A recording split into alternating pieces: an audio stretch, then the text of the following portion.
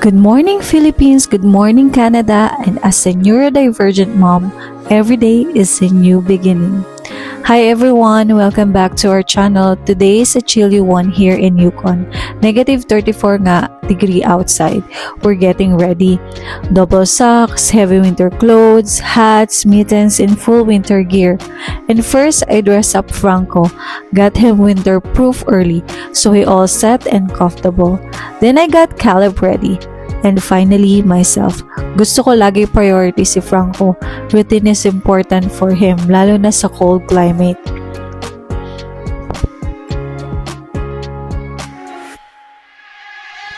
So even though sobrang lamig, life goes on. We need to bring Franco and Caleb to school. Ayan nga, tinulungan na ako ni Daddy kasi medyo late na sila. So, hindi nga pwedeng hindi complete gear sila, lalo na sa ganitong degree at ganitong kalamig na panahon. Kasi maglalakad lang kami today kasi hindi nag-start yung sasakyan namin. So, kailangan nga namin magmadali ng maglakad kasi late na rin sila.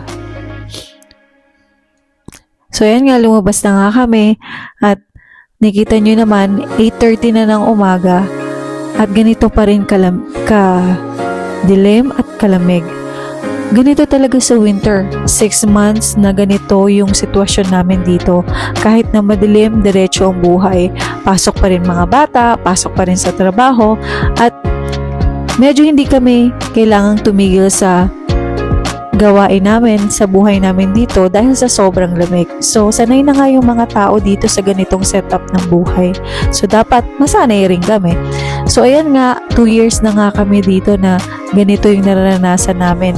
Mas maraming ang winter season kesa sa summer, saglit lang. Kaya pag summer talagang dapat sulitin. At ayan nga, habang si Franco, nagstay ako ng saglit para makita yung ginagawa niya. And then after namin na drop off ang mga bata, lumabas nga ulit kami ng husband ko at pupunta kami sa downtown sa aming mga appointment at meron kaming need kausapin doon.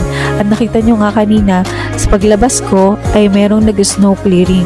So, schedule kasi today ng snow clearing ng aming mga parkings dito sa aming apartment. So, ayan nga, punta kami ng downtown at sobrang lamig, guys. Kita nyo naman dyan sa tuko, yung sa suot ko nag-yellow na rin. Pati yung mga pilik mata ko at kahit nasa loob na kami ng sasakyan, umuusok pa rin talaga kami sa lamig. At ayan nga, para kang nakatira sa isang malawak na refrigerator. So ayan nga. So pupunta kami ng bayan ngayon, guys. At ang first stop namin is library. So, see, nakita nyo ba yung mata ko? Sobrang lamig, guys. As in. So, eto na nga, nagbiyahe na nga kami at nakita nyo naman yung kapaligiran. Sobrang puti na. Ang dami na mga snow sa labas. At yan, ito yung setup namin dito. So, ayan nga, at nasa downtown na kami. So, pupunta kami ngayon sa library.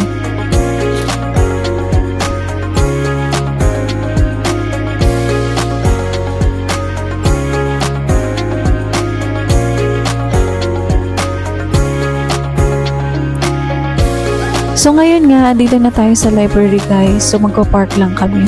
So ano bang meron ngayon dito? Meron nga pala dito ngayon, guys, na Winter Firewood Market. So ito pala yung bazaar, parang bazaar siya na mga First Nation culture. So iba't ibang product nila ay dinidisplay nila dito para invite yung mga community para tumingin at bumili ng kanilang mga products. So papakita ko sa inyo mamaya. So ito nga yung aming library dito. Alam nyo, guys, laging may tao dito at talagang uso yung library. Halos lahat ng mga estudyante, mga local na mga seniors, mga iba't ibang locals dito at ibang tao, talagang nag-spend pa sila sa library. So ito nga yung aming Kwanlindon First Nation Culture Hall at ayan, naka-display na nga yung mga products ng mga First Nation culture. So, we are here at the Firewood Market at Kwanlindon First Nation Hall. This market is more than a holiday fair. It's a gathering of heart, culture, and community. Here, local artisans, many from First Nation communities, others from different Canadian background, set up stalls and handmade jewelry, beadworks, mittens, winter crafts, and art deeply rooted in tradition. Buying from them means more than getting a gift. It's honoring traditions, supporting families, and preserving cultural heritage. It's a celebration of resilience and creativity in a northern home. So, from Indigenous perspective, inclusion, and understanding, I want to share something close to my heart. In many Indigenous community, the journey of a children with autism and ADHD and for their families is unique. There's a deep connection to land, tradition, community, and identity. For Indigenous kids, whether they have autism, ADHD, or just navigate the world differently, community supports, understanding, and acceptance matter so much. In a place like Yukon, where connection to nature, culture, and roots are strong, having that support can be powerful. Sometimes, maybe because of limited resources or because diagnoses are less discussed, families might struggle. But events like this market, culture gathering, and community made crafts help build belonging. They're reminders that everyone belongs, that every person is valued, and that we support each other.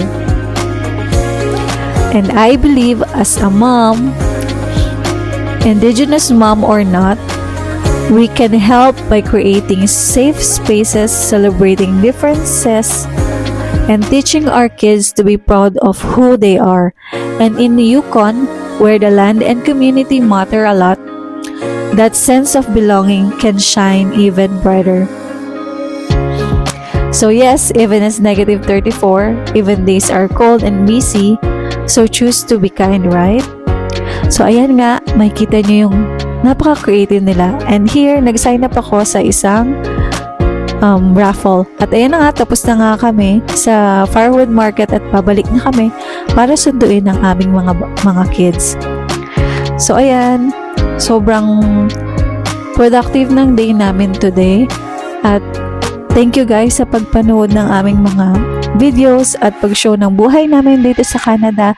At kung hindi ka pa naka-follow sa aming channel, subscribe, like, and comment ka na rin kung taga saan ka. At salamat sa pag-support sa aming Little Franco and pagsubaybay sa aming journey at sa buhay namin dito sa Canada. And as an autism mom, I am proud to say I am supporting your diversity and promoting your diversity.